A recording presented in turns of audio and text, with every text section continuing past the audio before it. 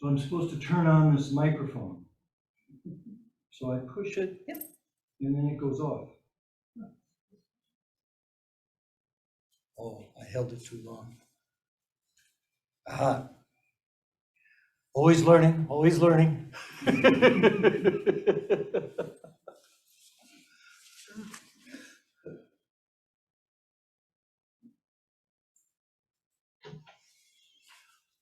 So what a delightful surprise this morning.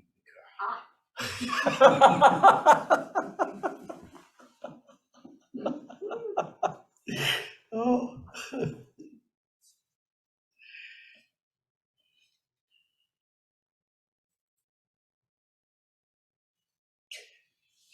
So I want to share a story with you this morning. So I'm going to talk about the first time I came to Sesshin in the Hollow Bones order in 2005. So not so long ago, not the beginning of my practice. I ran in a meditative Zen-based running style for many years, since the early 70s. And I also was a serious, or have been a serious Taiji practitioner, Taiji player since the 80s. And I sat for a long time by myself, and I realized that I needed to find Sangha to sit with. And so found my way to Hollow Bones. And so I'm going to tell two parts of this story, but the part I want to tell right now is about my experience with you, Vikara. So going to my first Dokusan, we were at the Christine Center and sitting in the hallway, looking out the window. You were Inji, sitting next to me. And it was a profound experience for me, a profound experience. Just the energy of sitting with you. So delightful and alive and deep. So thank you. It was her job to get me ready to meet with Junpo. So I want to show you what these are, so it's not a big mystery. So there are two here. And can I have your Raksu, Sanji, for a minute?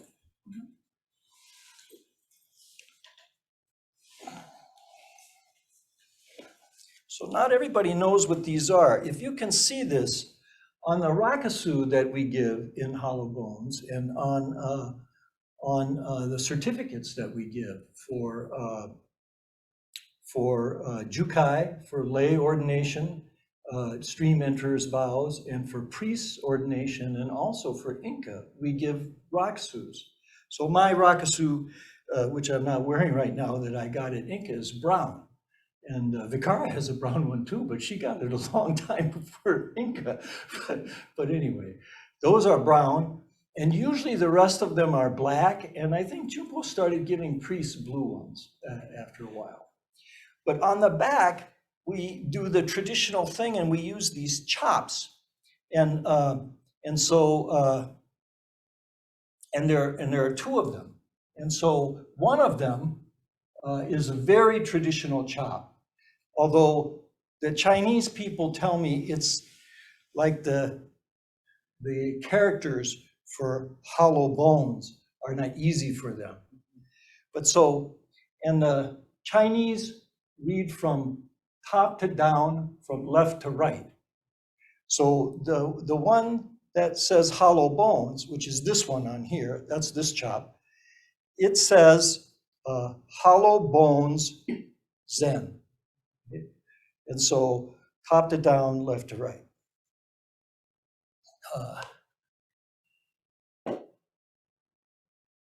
And so Junpo had these made, and I always used to borrow them from him. And because, you know, we lived near each other, it wasn't too much of a trouble, but, and he taught me how to use them. And this other one which is not really printed in the traditional Chinese form. And you have to forgive me because I'm not perfectly sure, but I think this one reads right to left because it's not columnar. So I think it reads right to left. And it says Guan Shi Yin. And so what we say Kuan Yin or Canon, the Chinese expression of Avalokiteshvara, that we chant about in the Heart Sutra, the first translation of that was by a guy named Kumarjiva, and he translated it Guan Shi Yin rather than Guan Yin. And over time, it got shortened to Guan Yin. But that's why there's 3 characters here, because it's Guan Shi Yin. But anyway, so it isn't so mysterious what happened earlier. And then there are chops like when we do jukai or ordination ceremonies for instance, Zen River, there's a chop for Zen River and there's a chop for me. And Junpo had a chop. So the people who were like me that were ordained by Junpo or Doyo or Vikara, they have Junpo's chop. But we won't use that anymore because that's not hollow bones, but these are hollow bones chops. And I'm so grateful. It's such a delightful surprise. See, you're still at it.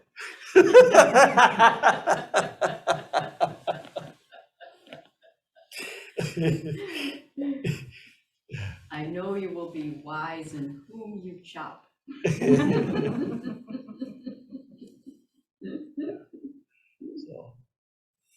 So wonderful.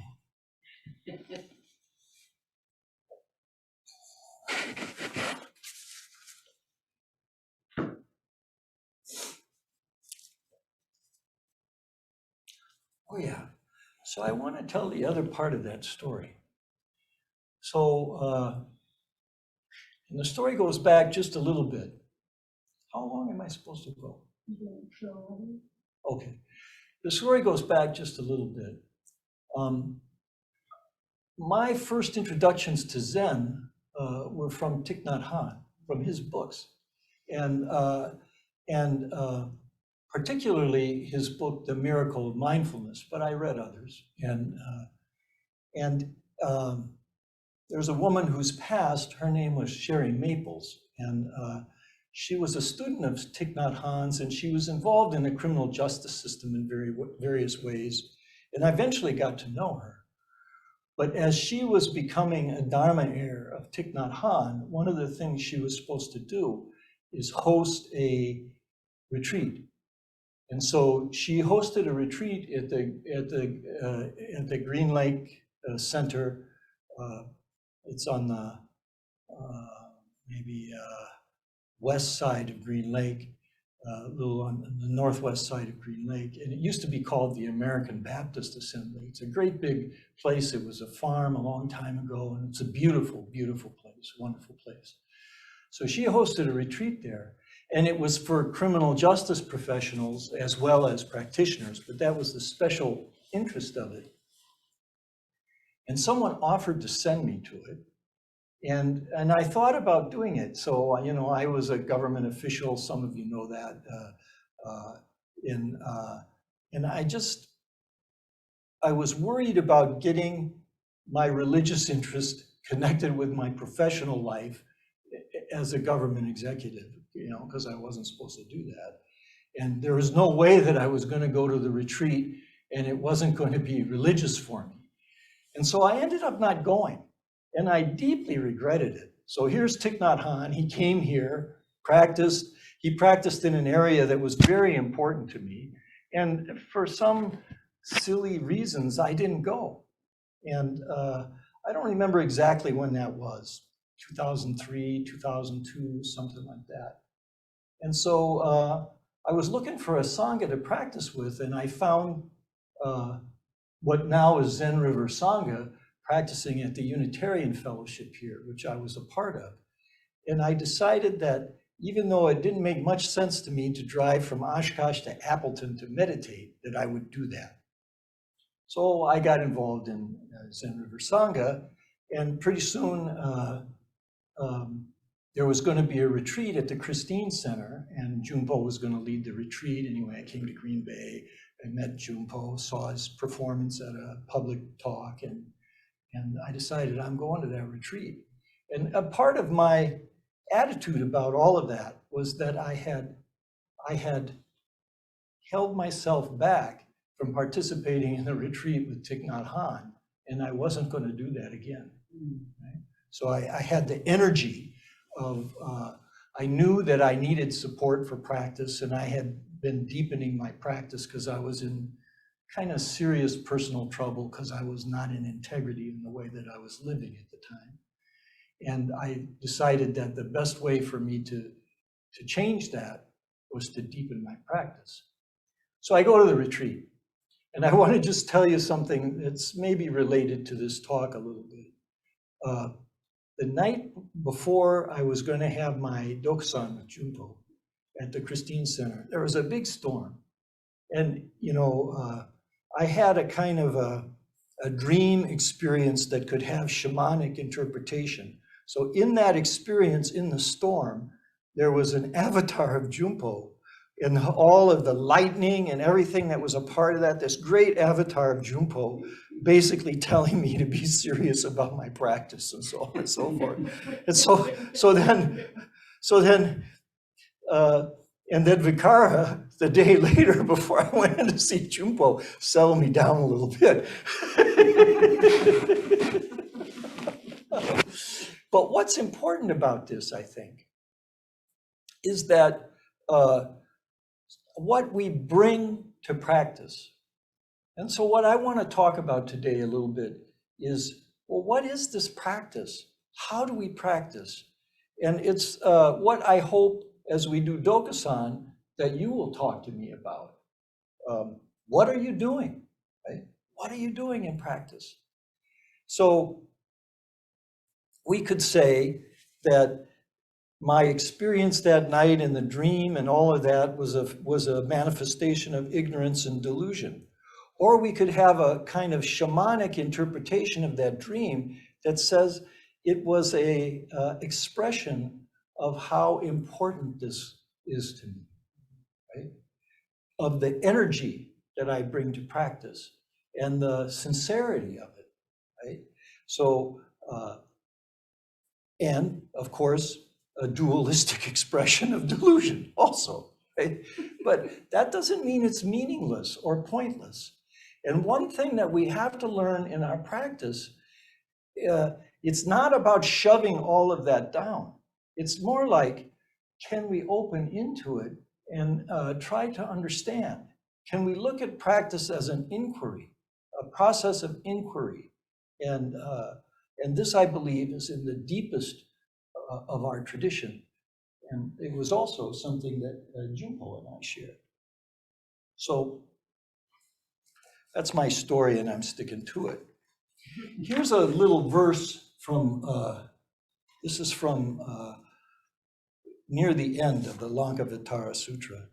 The translation here is by Red Pine, although he's scholarly and consulting everybody else's translations. And Doyo, who's deeply scholarly, may say he doesn't like Red Pine's translation. I don't know. But this is in the section that Red Pine calls Final Questions. And I believe this is the 81st. This is the way that the versification that D.T. Suzuki made in his translation of this. This would be the 81st verse. And what's said about the 81st verse, section 81, previously in section 79, the Buddha dismissed 7 kinds of impermanence advanced by other paths and said that the teaching of the Tathagatas, which is kind of another name for Buddha, is neither permanent nor impermanent. Here, Mahamati, so this sutra is all the questions of an advanced practitioner, bodhisattva practitioner called Mahamati. Here, Mahamati wonders if this also applies to a Tathagata's body, in or out of nirvana.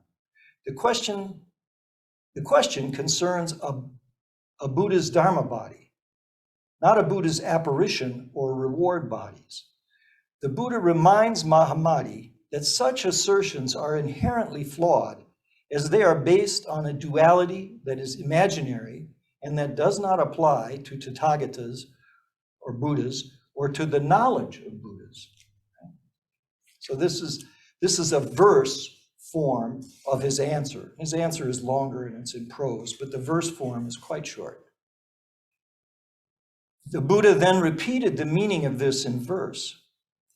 Neither permanent nor impermanent, but perceived as permanent or impermanent. Who sees the Buddhas like this doesn't give rise to mistaken views.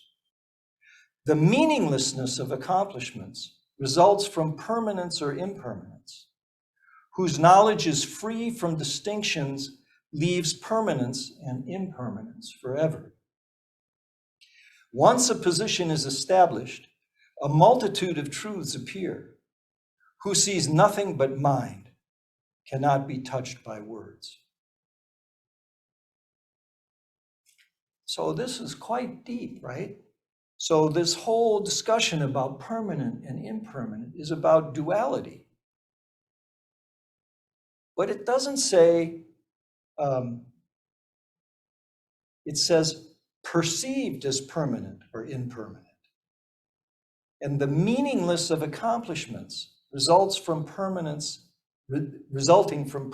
or impermanence. Those whose knowledge is free from distinctions leaves permanence and impermanence forever. Whose knowledge, right?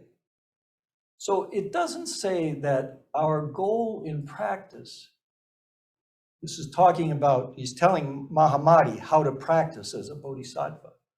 It doesn't say that our goal in practice is to somehow reach a state where our everyday living is gone.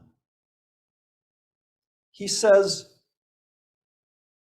perceived, right? Perceived. Who sees the Buddha as neither impermanent or permanent, but as perceived this way? Who understands their perceptions, right? That their knowledge, that is, underneath their perceptions, their knowledge is free from these distinctions of duality. And says this, which sometimes I use a verse by Baizhang, I wish I'd have brought it today actually, that kind of established this, talks about this in a more didactic way. Once a position is established, so where we take positions, where we get confused and think that the ideas that arise in our mind about the way things are actually the way they are, as opposed to ideas that arise in our mind about the way things are. A multitude of truths appear. A multitude of confusions appear. This is what he's talking about, right? And who understands this cannot be touched by words. It doesn't mean, doesn't live in a world where there are words. It just means that their capacity to see is not clouded by words or by duality.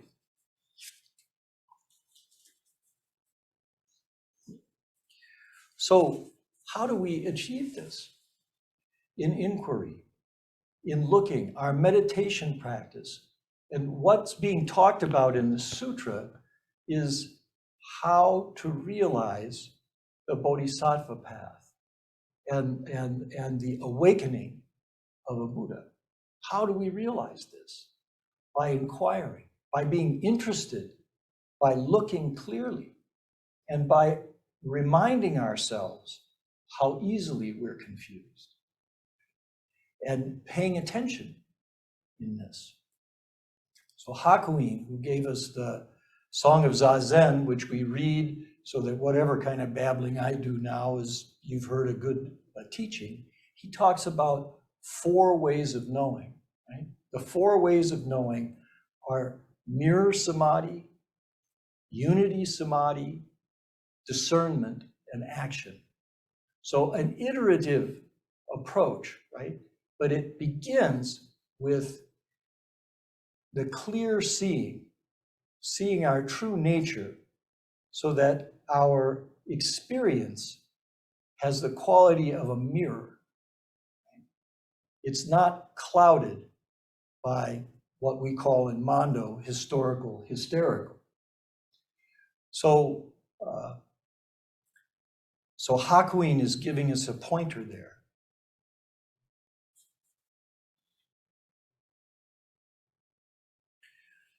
And so what's interesting about practice, we have all of these teachings, and all of the teachings are simply meant to point us in a certain direction, right?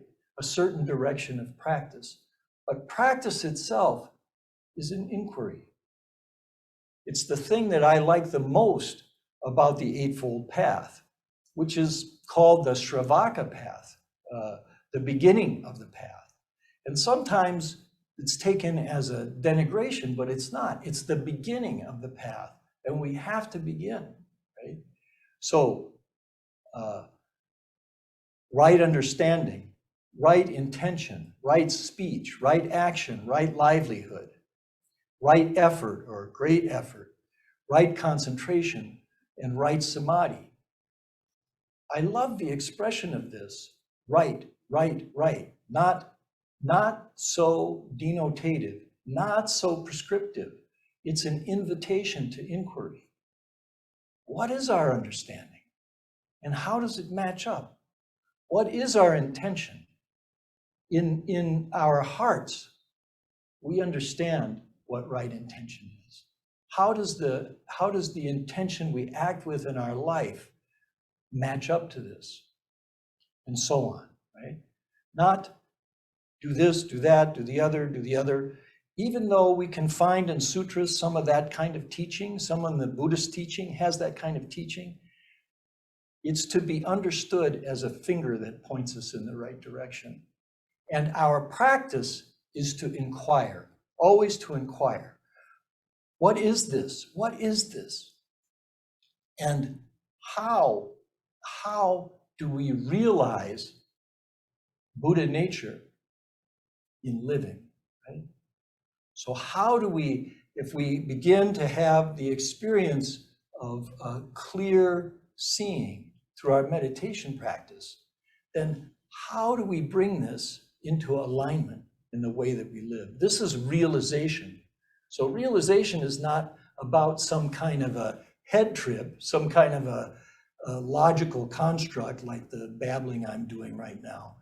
It's how do we make this real in this life, right? This precious life where we have the opportunity to do this. This is realization. And this book that I quoted from, Lanka, is the Buddhas talking to Mahamadi as avatar for us as people who are practicing in the Bodhisattva path. This is the sutra that Bodhidharma used to start the expression of Zen that we practice in. How are we to practice? And the point of it is toward realization of awakening, toward realization of Buddha nature. And this is what he was talking about in the verse. So we have a few minutes now, and I want to let you ask questions. I have one other reading that I think is pertinent. It's actually a reading that I do often with Jukai, but I thought this reading is very pertinent to at least what I'm trying to convey here, right? And I should say, the point of a conversation like this, a Teisho, is a conversation with the Buddha. And we have a representation of the Buddha here. This is a Buddha statue that Jumpo gave Zen River Sangha.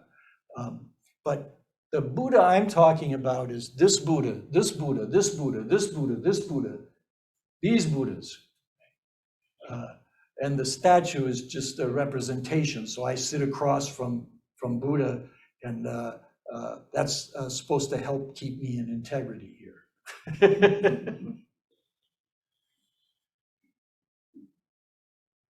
So any thoughts or reactions or something else that's related, some question you'd like to ask?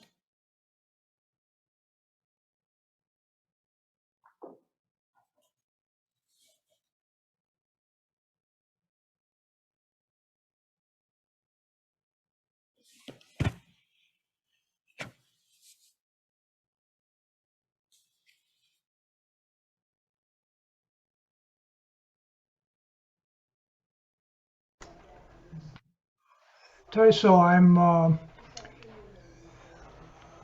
I'm interested in how you, at least I remember you starting out the talk this morning.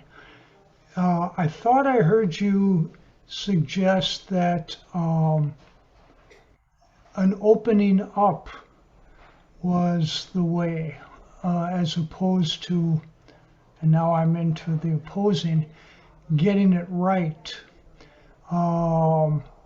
I'm thinking of a Dharma talk you gave a couple Thursdays ago, which was wonderful. Your reaction up in the mountains of, I think it was Colorado, and 80% was okay.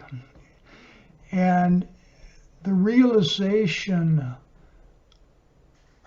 came from your looking at the expectation for yourself that you were capable, and it was important that you do 100% of what your expectation was at that point.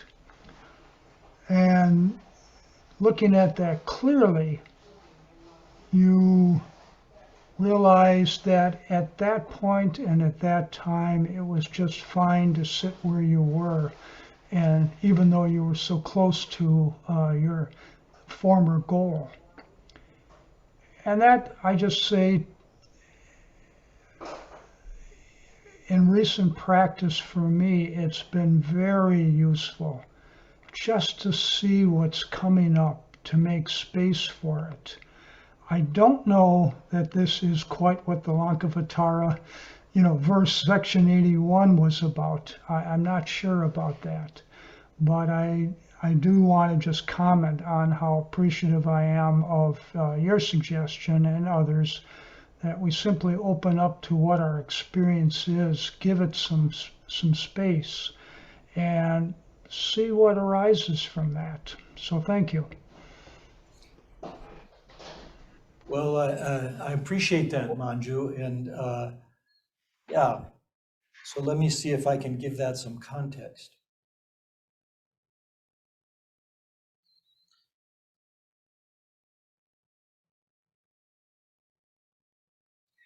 So one of the things that's part that we say in the Song of Zazen, which has been so helpful and instructive for me. So it says, whether going or returning, we cannot be any place else. And I don't know about any of the rest of you, but I want, as Manju said, I want to do it right. I want to do it completely. And I can be quite impatient with myself. And I take that line in the Song of Zazen to be pointing out something, which is that the real practice is not pretending. The real practice is not pretending. And so I'm here right now, and whatever is arising for me. So the story that you're talking about, Manju, was about climbing up to the Grinnell Glacier at the Glacier National Park with my son. And it's a 12-mile hike, and the total ascent is 2,000 feet, but along the way, there's 1,000 feet back down. So you have 3,000 feet of ascent, and there's a stopping point where there's 4/10 of a mile to go. And I decided to just stop there. And a part of it was, do I really need to drive myself? I could do it, Do I really need to drive myself further? Number one. And number two, what am I doing for my son? First, I'm showing my son that the way for us to be is to drive ourselves. And then the other thing is how compassionate is that for him? My son is 20 years old. He's an active distance runner. He could run up the last 4/10 of a mile. Why should I hold him back as an old man, moving slowly? And what happened out of that, which was part of that story, is some beautiful awareness on his part, on his own. So I stayed back. I can't be anyplace else. I'm 67 years old and I've had a really busy year and I'm not in the top shape that I've ever been in. So why do I have to make myself prove something or pretend really that that's a good thing? And this is what the Song of Zazen is saying to us. Instead of practicing through denial and projections and so on and so forth, practice here with what really is. This is where it is, and this is where real practice is. And so come to terms with this. And if we want it to be different, so if I want to be able to climb I might never be able to climb the Grinnell Glacier with my son because he's, I don't know, 47 years younger than me. But if I want to be able to climb it with alacrity, then I have a year's worth of training to do so that I'm in the shape to do it, as opposed to, and how's that for everybody around me if my practice is, and the other aspect of this also, in terms of 80%. So we all work here together to create an environment to practice in. And all of us, including me, make little mistakes from time to time. So is what we're going to do beat people with a stick over that? Or are we going to see, here's where we are right now. Let's see how we can grow with this, right? Are we going to practice with a positive attitude of acceptance about this, not nihilistically so, fatalistically so with it, but we still have our great effort, but it's with a positive attitude of acceptance. So I think this is what I was talking about, Manju. And I don't think that there is a part in terms of the striving for the path to be unrelenting. But I also think that this is sometimes misunderstood, and especially for us here now in this culture. This is misunderstood as the whole thing has to be like beating yourself. I don't think you can beat yourself into the way. I think the way comes from sincere practice, right? And so I think that's what I understood you to be talking about, Manju, and just so. So I think it's time to end. I'm actually a little over time, but I want to read this. This is a poem that is attributed to Hui Neng.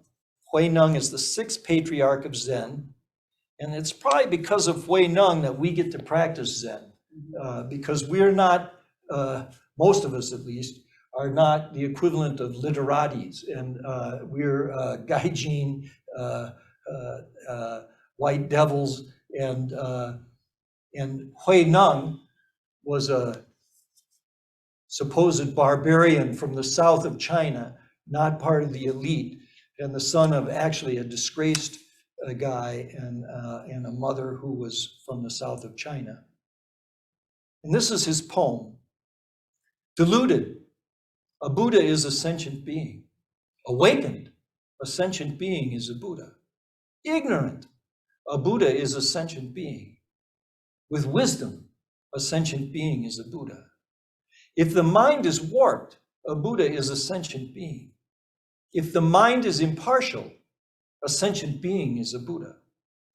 When once a warped mind is produced, Buddha is concealed within the sentient being.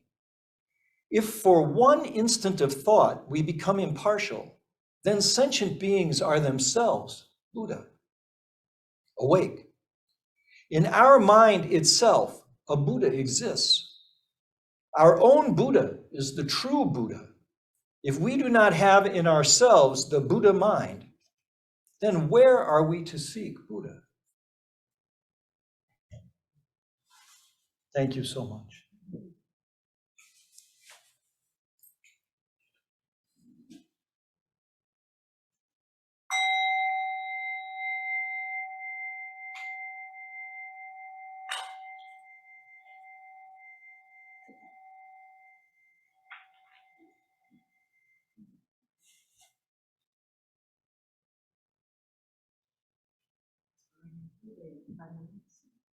Kin Hin? Yeah, 5 minutes, Kin Hin.